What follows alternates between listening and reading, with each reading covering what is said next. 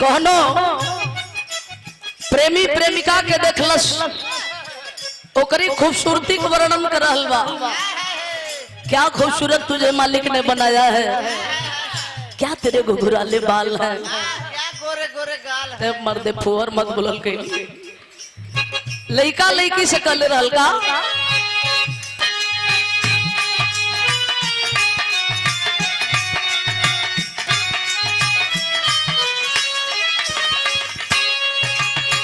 हे रनिया ए हमर सुगिया आँखिया के रखी रे कजरा बिंदिया करे सोर हो।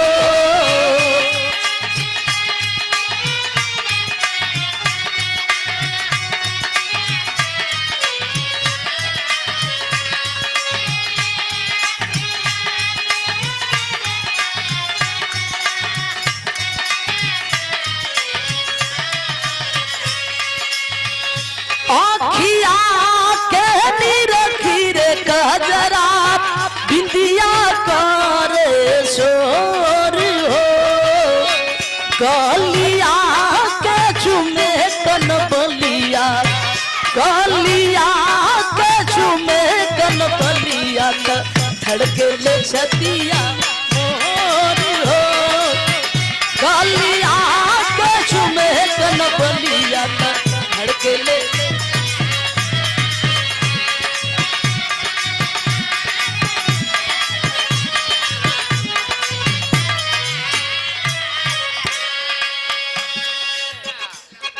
होठवा के ललिया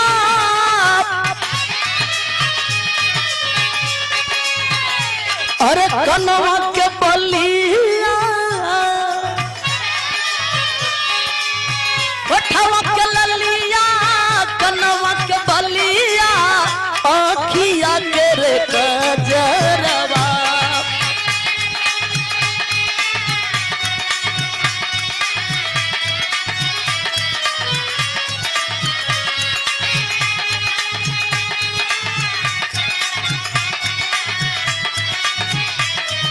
होठवा के ललिया कनवा के बलिया आँखिया के रे कजरवा।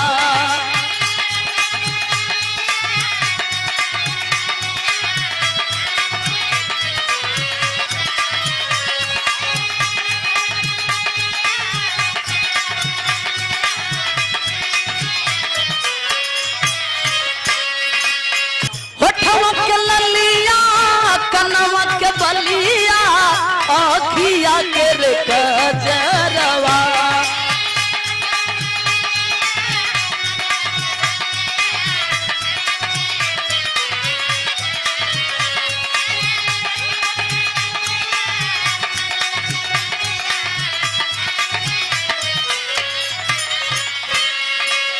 होठवा के ललिया कनवा के बलिया आँखिया के रे कजरवा। जान मारे ललकी हो रनिया ये रनिया, जान मारे ललकी हो रनिया ये रनिया मजा लेता कहला रे।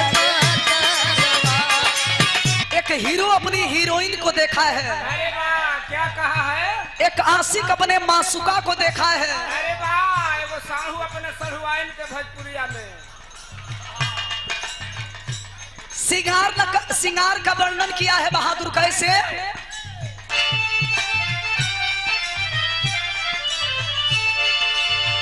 आँखिया के निरखी रे कजरा बिदिया करे सोर हो।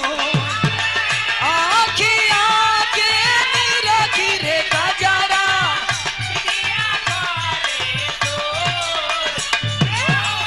आँखिया के निरखी रे कजरा